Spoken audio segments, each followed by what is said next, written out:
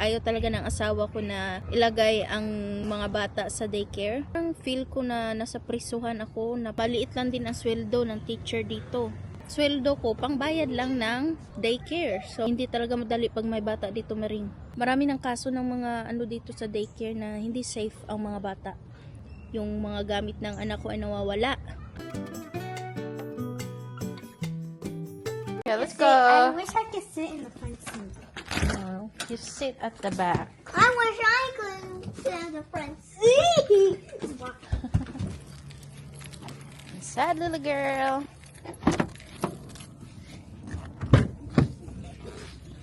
No. No, B. Sit at the back. The cup will get us. Go. Wow, grabe. Ang init, Maring. Makulimlim ang paligid. Uulan na naman. Grabe. Ulan ang ulan.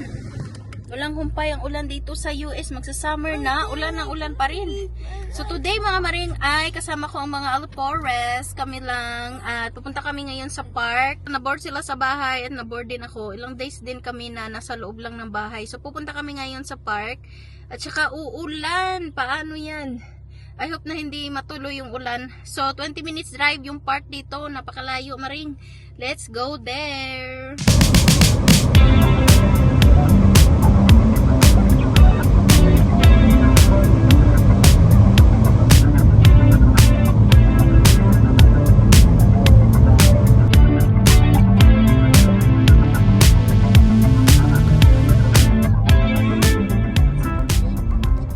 Nandito na tayo sa Park Marine. Wow, ang ganda ng park nila pero wala masyadong tao.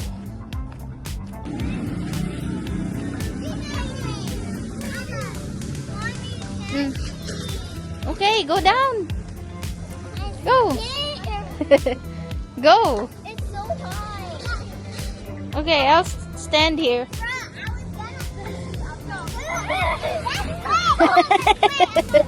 You need to hold the side, B. Okay. You should have wear shorts. You should have wear shorts. Okay, let's go there. Just stay there on that side.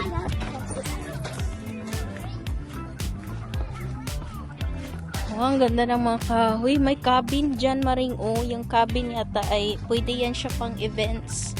Ano, parintahan for events. Ang ganda, no? Dito tayo sa may ano, duyan-duyan.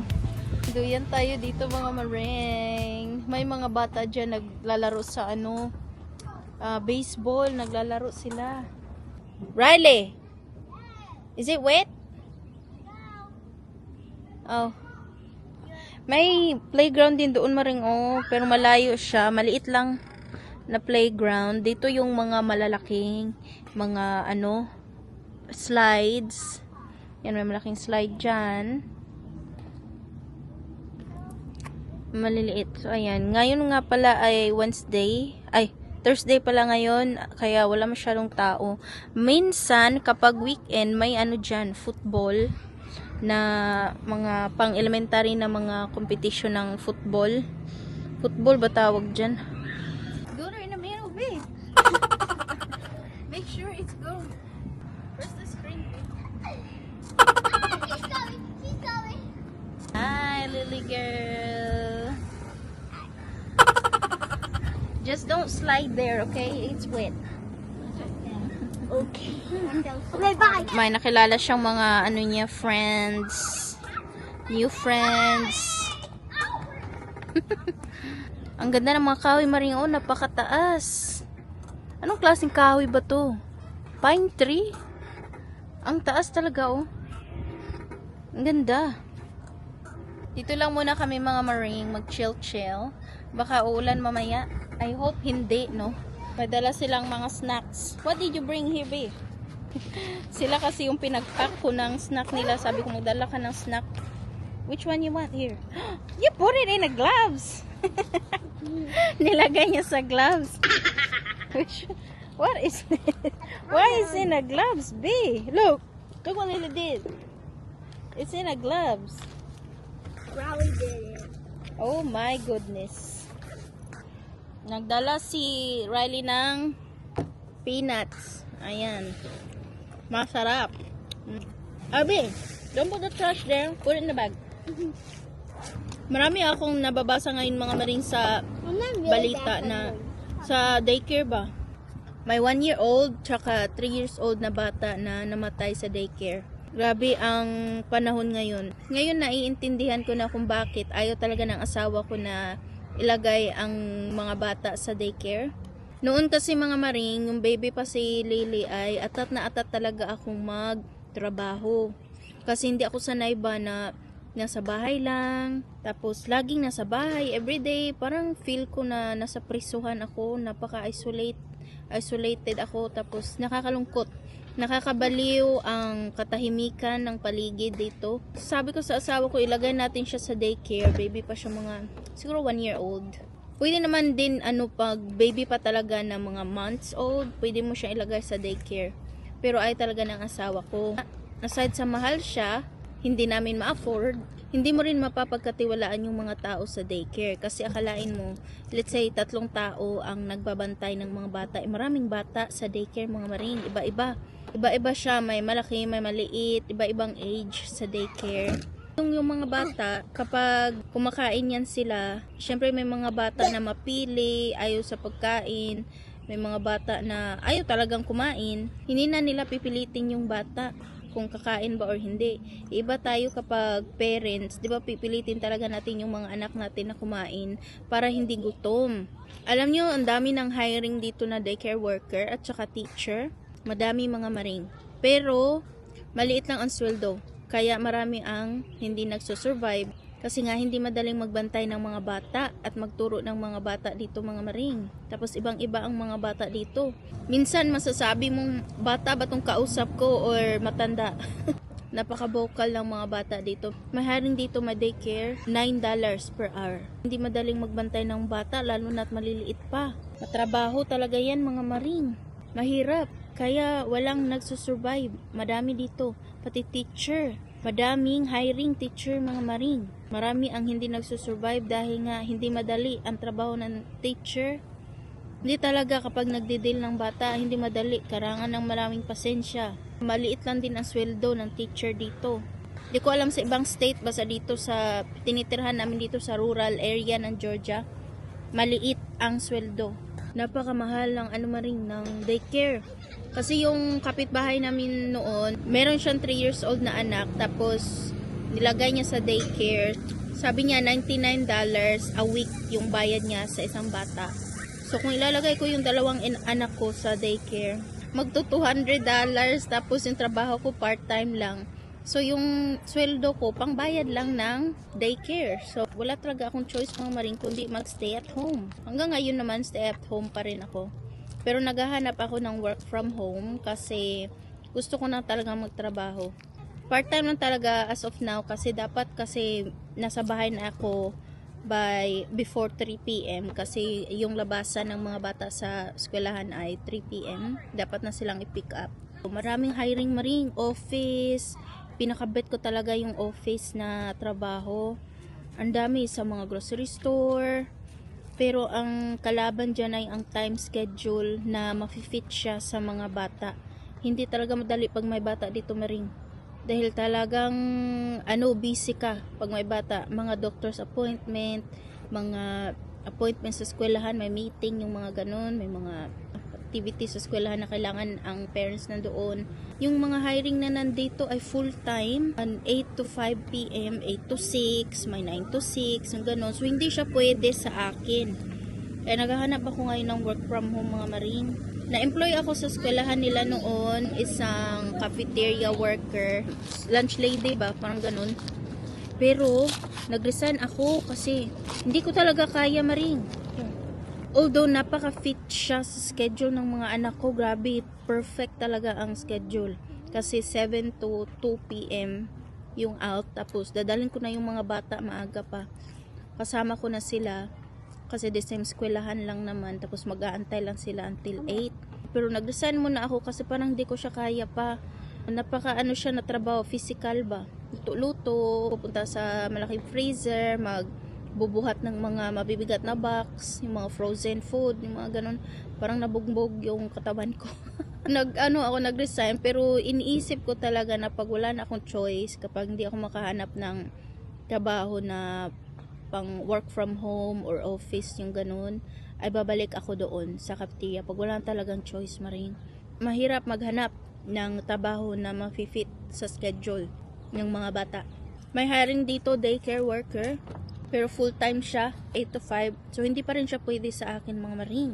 Yung time ko dapat ay 8 to 2 p.m. Kasi 3 p.m. kukunin ko na yung mga bata, no? Marami ng kaso ng mga dito sa daycare na hindi safe ang mga bata. Lalo na sa school bus. For first 2 years, yung anak ko si Riley ay siya, school bus. Simula last year, ay kinukuha ko na sila sa sasakyan. Kasi marami ding mga incident sa school bus na yung school bus na sunog. Yung malapit sa amin na sunog, ang mga bata ay nasa mga kinder pa yata, mga pre-K, yung mga ganun. Nasunog yung bus, pero naligtas naman lahat yung mga bata, nakalabas naman sila. Tapos may incident din na yung gamit ng anak ko ay nawawala. So hindi na mawawala yung mga minor bullying sa school bus. Kaya yung asawa ko nagsabi na hatid sundo na lang. Sabi ko wag na lang hatid sundo, school bus na lang pa rin kasi yung gas, 'di ba?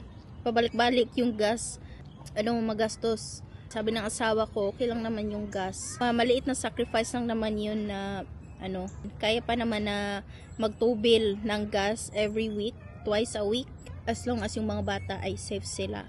So for a week, yung gas ko ay $40 kasi pabalik-balik ako 4 na beses yung drive ko papunta sa eskwelahan, pabalik ng bahay, punta naman sa eskwelahan paghapon, tapos pabalik na naman ang bahay. So 4 na beses ako back and forth.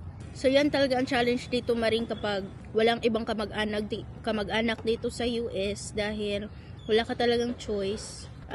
Nasa bahay ka talaga kasi walang ibang magbabantay sa mga bata.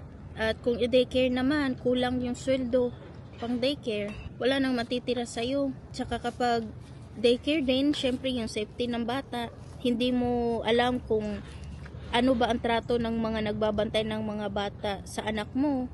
At saka pag school bus din kasi, maagang gumigising ang mga bata kasi 6:20. Dumadating na yung school bus sa bahay namin. So 5:30 yung mga anak ko ay gising na. Yung eskwela nila ay 8 a.m. So 1 oras sila na paikot-ikot kasi yung school bus ay kumukuha pa ng ibang mga estudyante. So 1 oras sila sa loob ng school bus. So pagod sila pagdating sa eskwelahan. Whereas kung ako ang hahatid sa kanila sa eskwelahan, gumigising sila 6:40 or 6:30, tapos umaalis kami ng bahay 7:30 or 7:20 na, kung ganun. Meron pa silang extra time na matulog. Hindi sila masyadong pagod. Umuulan na, Maring. We need to go home now, Lily. It's raining, babe. Ito yung problema ngayon, kung paano sila pauuwiin dahil ayaw nilang umuwi. May CR dito sa park nila, Maring. May gripo din, so maghugas tayo ng kamay. Ito siya. Gusto ang kamay na malagkit. We need to go now. Okay. No, I have to watch Lily. No, that's for the boys. Lily, go to the other side. Women. Okay, get in. Make sure you wash your hands. Okay. We're going home, mga Maring. We're going home, mga Maring. Madali lang kami doon sa park. So, bumibisi na ang paligid. Meron pala talagang dyan, tournament. Mga bata naglalaro ng football competition yata yan. Masikip ang daan dito. Wow. Masikip. So yeah, maraming mga dito. May dyan, may tournament na nangyayari. Tournament sila dyan. Football, softball, football. Softball pala. We are home, mga Maring. Grabe yung langaw talaga. Nagsipasok sila sa bahay. Basta talaga pa summer na dito maring ay yung mga langaw nagsisilabasan sila. Magluluto ako ngayon maring ng fries. Then nag-crave ako ng fries. Buti na lang meron pa. Konti na lang yung natira. At saka magpiprito ako ng siomai. Yung ginawa ko a long time ago. Piprituhin ko siya. Ang tigas niya. Frozen. Laki. Dako kayong talong maring. Oh. Dako siya. Daghan pa bunga na moabutay maring. Apa maring. Ano ang mga sili? Ang laki ng talong. Grabe, lumaki talaga siya. Siguro dahil ulan ng ulan dito, mabilis siyang lumaki. Tapos may mga sili din. Ilalagay ko siya sa freezer para hindi siya maging ganito, oh. Na ano siya ba? Na laya siya. Nakunot siya, mga maring. So, ilalagay ko ito sa freezer dahil hindi ko naman magampanan lahat ito na kainin. At isahog sa mga ano-ano para may magagamit ako next time. Yeah, I'm going to cook.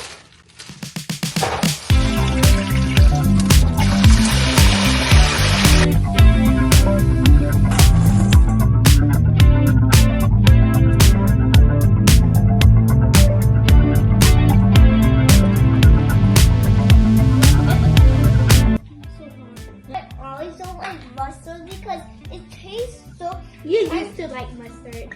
Yeah, Honey mustard. yeah, and now I don't like mustard or honey mustard because they taste pretty sweet. Wow, luto na ang siomai. Sarap. Kain tayo maling. Rice at saka siomai at ang fries. Kakatapos lang maligo ng mga alipores ng ano sila, nakapajama na. Alas 5 na dito mga maring.